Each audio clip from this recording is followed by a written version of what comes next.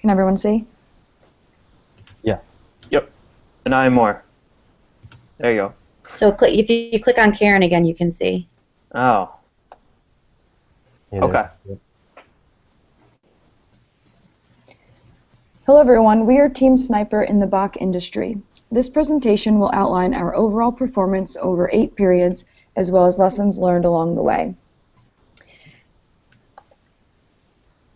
As with all companies in industry Bach, our stock price started at $1,000. We saw a decline in our stock price index from the beginning and eventually leveling out, with our current stock price landing at $286, which is the lowest in our industry. This ranks Snipers in 6th place. However, our total market share of 6% has put us in 5th place against our competition in that category. With a few ups and downs in revenue throughout our simulation, our final total earnings before taxes is $11,141,000. This happens to be the lowest in our industry. We had 3 brands within Sonite's market that targeted 3 consumer segments. We focused our efforts on explorers, savers, and shoppers, with explorers being our most successful brand in terms of market share with 60.7%. This was followed by savers with 6.9% market share. With our solo brand, we targeted shoppers. However, that was our least successful segment with an overall market share among shoppers of only 1.2%. Our brands consist of Soft and Solo, as well as Soon, which was launched in period 2. Soft has a total market share of 1.4%. We targeted Soft towards savers, in which we ended with a 3.9% market share among this segment. Soft ranked 5th overall in the savers segment. Our Solo brand was targeted towards shoppers. Solo's total market share was also 1.4%. Among shoppers, Solo's market share ended with only 0.9% market share. However, they had 2.9% among savers. Solo ranked 8th within the shopper segment. As I mentioned before, Soon was launched in period 2.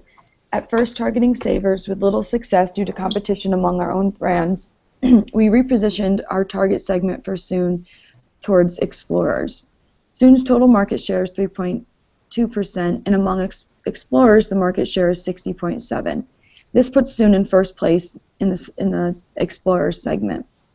Although Soft and Solo's market shares were on the low end of the segments, Soft had an average brand awareness of 59%, and Solo was at 60%. Soon trailed with an average brand awareness of 29%.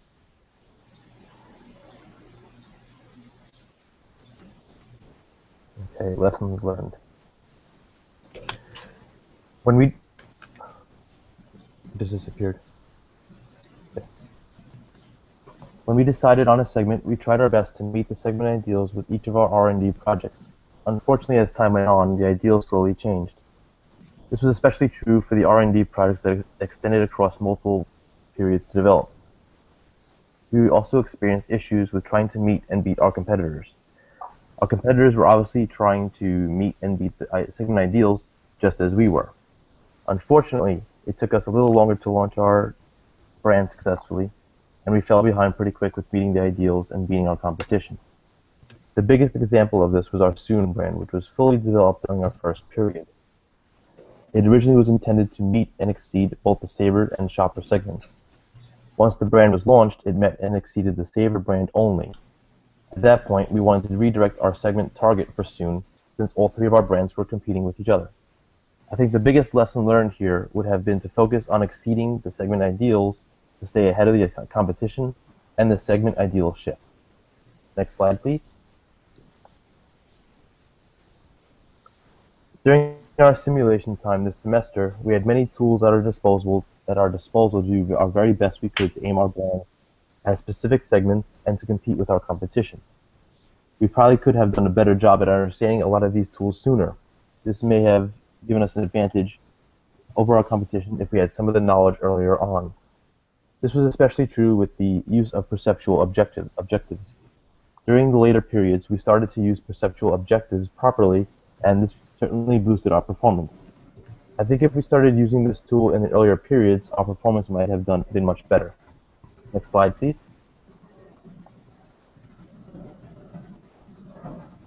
We learned that in marketing, our brands that commercialization, advertising, and marketing in general are all dynamic. Each brand that was launched and the R&D project development became similar to hitting a moving target. We tried to use simple mathematics and ratios to take our existing products and apply those attributes, given the semantic scales, to new R&D projects. This proved to be more difficult, especially with the segment ideal shifting. Yeah, in the later periods, we set our ideals around our competition to meet the ideals and beat our competition. This strategy worked much better and should have been done earlier. Speaking for myself here, I fell victim to reading too much into certain situations with the simulation. I assumed the simulation took into account too many in-depth items, which caused me to recommend higher production plans.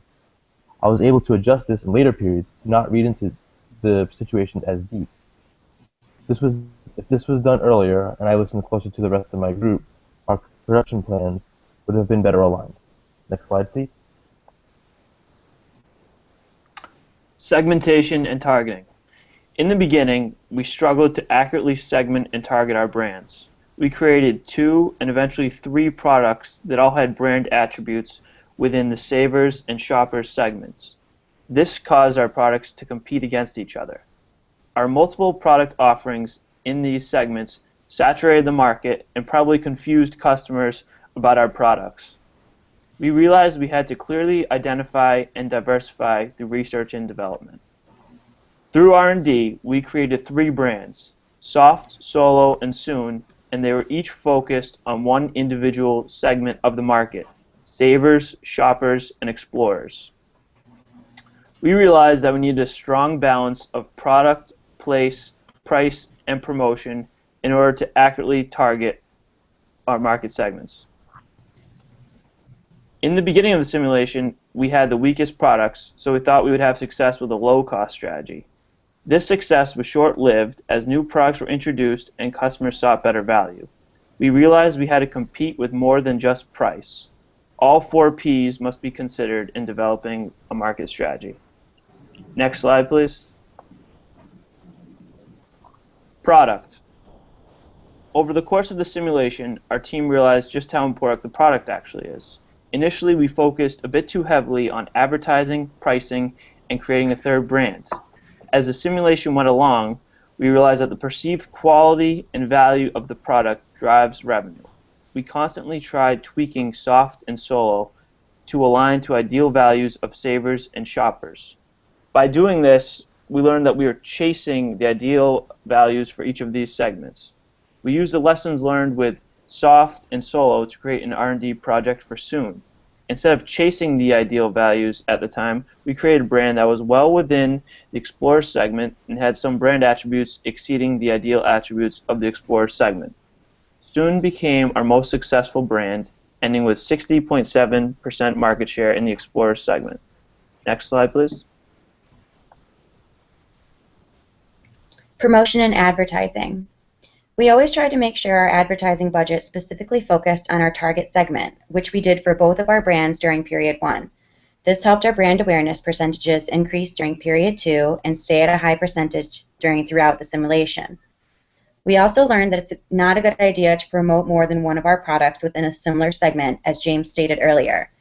Once Soon was up and running, we originally targeted Savers, but switched to Explorers since Soft was already within that segment. Thus, we had to reallocate our advertising budget, which increased our sales of that brand.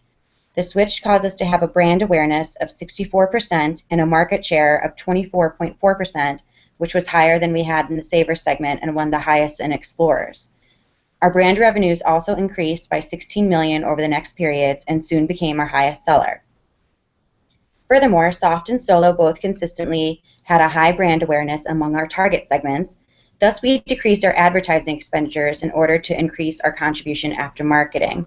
We found from this decision that brand awareness stayed around the same percentage or decreased slightly, even with a lower advertising budget, so we saved some money in this way. Late in the simulation, we increased our market research budget because we noticed that it was not at the recommended level of 10% of our marketing budget. This could have hurt our products during the earlier periods of the simulation.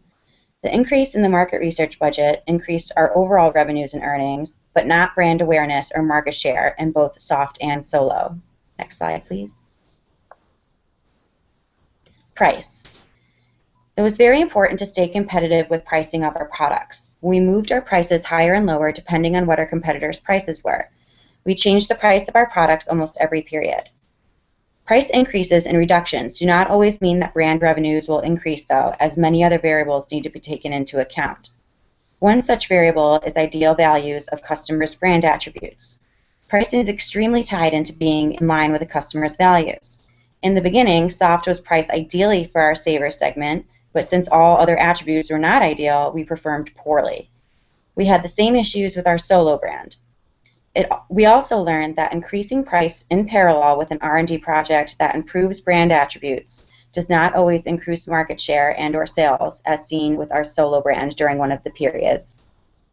Next slide, please. Place and distribution. We learned quickly that the commercial team needs to coincide with a distribution channel that aligns with our target segment. In the beginning, soft had very weak distribution coverage in specialty stores, so we realigned our sales team to increase coverage in this distribution channel to properly align our sales team with the shopping habits of savers. Likewise, for solo, we allocated too many people to mass merchandising, which was not aligned with our target segment. Thus, we had to reallocate and realign our sales team. These changes helped a bit, but did not directly aid in our sales, market share, and/or stock price. We learned quickly in period 2, when we tried to reduce the team of soft in order to save costs, and found that brand revenues decreased by $4 million, which is drastic. During the next period, we increased the size of the team and noticed $2 million in higher sales. Commercial team size played a large role, but many other variables could have aided in the increase in brand revenue. Overall, Markstrat was a great learning experience for all of us, and we appreciate you listening to our presentation.